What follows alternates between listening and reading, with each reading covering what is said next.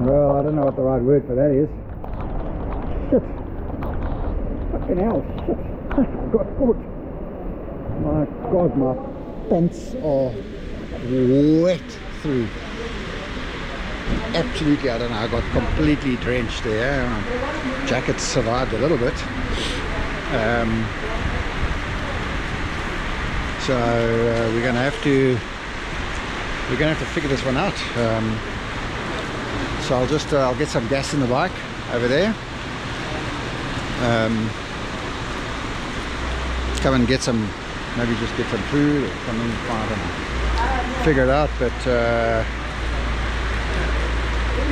if it's raining like this at Palapye, it's, you know, camping might be like a really silly idea.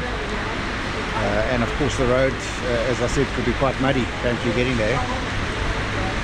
Could make it a bit tough on the bike, or just tough riding. You know, it's 160 k's to Francistown, so another option might be just to say, look, if it clears, let me get a hold of my Airbnb place and say, listen, can I come early? So we'll figure it out.